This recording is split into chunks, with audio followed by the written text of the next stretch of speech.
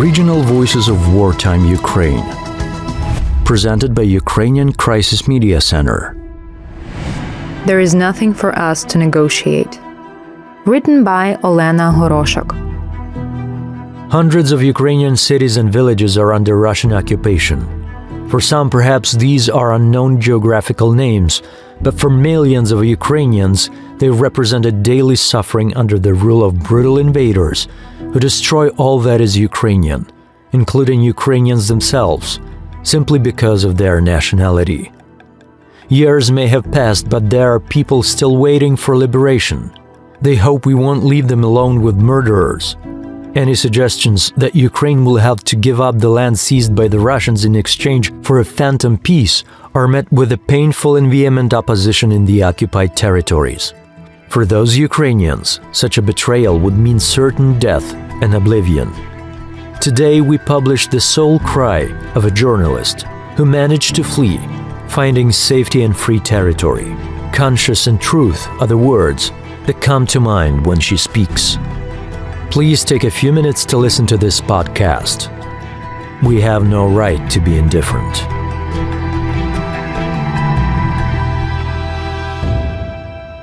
No one expected the war in Ukraine to last this long. Many people around the world are tired of us, of our grief, our tears, our struggle, which has no end in sight. In the third year of Russian military aggression, we hear louder and louder voices saying with various arguments that we should stop fighting. We must negotiate, make concessions. Dear ladies and gentlemen, all those who urge us to sit down at the negotiating table, all those who call us to stop defending Ukraine with arms in hands, here's what I want to tell you. You have never in your life dealt with such a bloody murderer and brute. You have no idea what it's like when an endless horde of rapists, robbers, terrorists, and cannibals invade your homeland and say they have come to liberate you. Do you know how it feels, ladies and gentlemen? Because I sure do. Because when they invaded, I was on my native Ukrainian land, the most beautiful land in the world, until the dawn of that tragic day, February 24th, 2022. My land, my seaside region on the left bank of the Kherson region, breathed spring-like, gentle, salty air. The sun spared no warmth. The land was covered with a gentle carpet of snowdrops and the sea. The waves of the sea brought hundreds of amazing shells to the coast, which we collected as if they were little harbingers of summer. Summer, which is oh so real only here in the south of Ukraine. And we had no idea that those were actually the final days, the final hours of our happy life. On that tragic morning, the word war burst into our cloudless reality with devastating bullets, ripping huge holes in our lives, our dreams, and our future. The occupier turned our beautiful, fertile, and free land into a total reservation, a ghetto surrounded by hundreds of tanks and thousands of armed murderers from which you couldn't escape alive. We envied only birds, because only they were able to leave our war-torn land alive. Do you know, ladies and gentlemen, what it's like to watch your enemy take away your home, your native land, day after day, step by step? Ukrainian families are fleeing their homes, which once smelled of happiness and comfort, in fear, clutching at the hope of getting away from the war. And monsters with machine guns in their hands cross the threshold of every house, robbing, destroying, and leaving the ashes behind. Do you know, ladies and gentlemen, what occupation is? Because I sure do.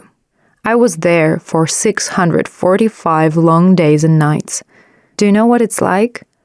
Every morning, you see through your window your enemy walking leisurely with a proud face out of someone else's stolen house, as if he had been the house owner all his entire life, watching him happily throwing his assault rifle from one shoulder to another and getting into his Z-truck to go torture the patriots of Ukraine who are kept in the basement, to kill Ukrainian soldiers who defend the right bank of the Dnipro, to shoot the liberated Kherson to pieces.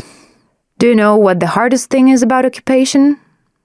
No, not even the fear of being killed.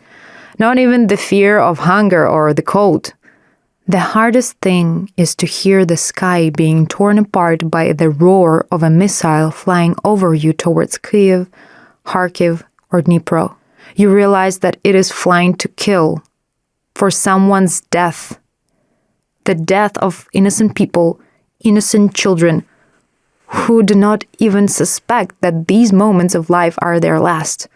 The hardest thing is hearing and seeing this roar in the sky and realizing that you are helpless.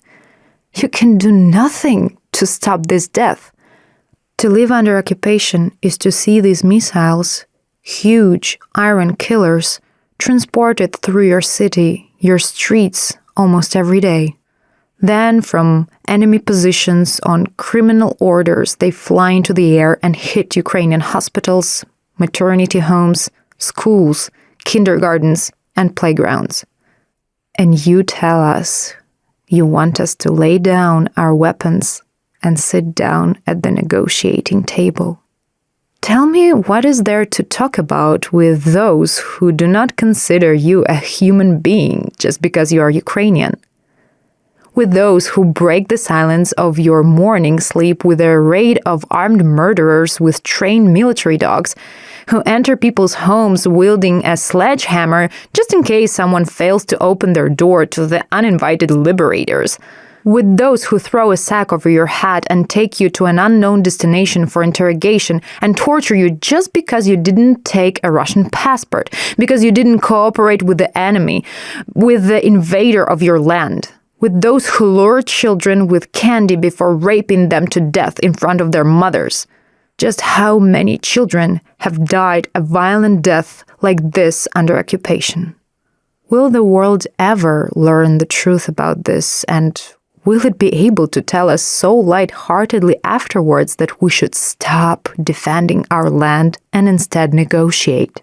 Or maybe you think that the people in the occupation on the left bank of the Kherson Oblast are no longer waiting for liberation, that everyone there is happy about the arrival of the Russian world.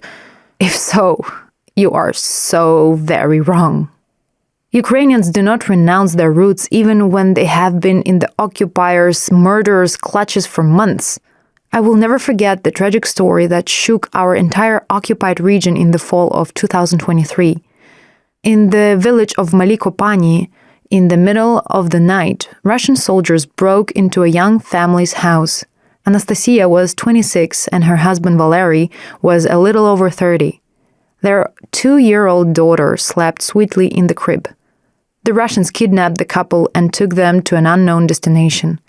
And in the morning they were found dead. The body of the woman lying near the highway with several bullets in her head, and her husband's body found in the forest belt. They say that the father could barely recognize his son. There was such a deep dent on his face as if someone had driven a car over it. All this time, for more than 12 hours, the 2-year-old baby was at home alone. She cried and called for her parents. Poor thing. She had no idea that she was already an orphan.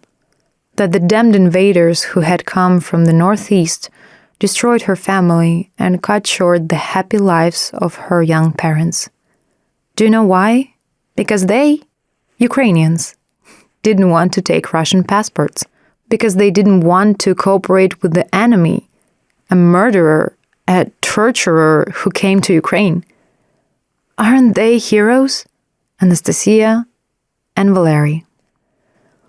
I'll never forget the kidnapping of my neighbor, a kind, quiet man who, like us, lived every day in the occupation waiting for the arrival of Ukrainian defenders.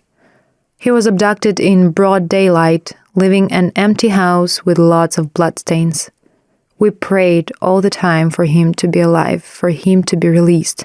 On the 5th day of his disappearance, when I ran out to the store to buy bread, I suddenly saw my neighbor. He was slowly walking towards me, home, with his face black from the beatings, gaunt and exhausted. He was returning from the torture chamber. I could barely say hello so that he wouldn't see my tears, which immediately rolled down my cheeks. So tell me, ladies and gentlemen, why do we have to suffer? Why do we have to endure this pain, these tortures, these brutally cut short lives? For being loyal children of our beloved Ukraine? For not selling ourselves to the occupiers? So tell me, ladies and gentlemen, what exactly do you have in mind when we should negotiate with the murderers to give up part of Ukraine in exchange for the Kremlin's false promises to stop where it is already illegally ruling our land? Or to give up those Ukrainians who are still waiting to be liberated from the occupation on the left bank of the Kherson, Zaporizhia, Donetsk, Luhansk region in Crimea? Is that what you would do? The enemy who stole our lives and our future must leave our land. Forever. Leave and answer for all the blood that has been shed through his fault. Answer for all the killed, unborn, and tortured Ukrainians. We have nothing to negotiate. Supported by the U.S. Embassy in Ukraine, the views of the authors don't necessarily reflect the official position of the U.S. government.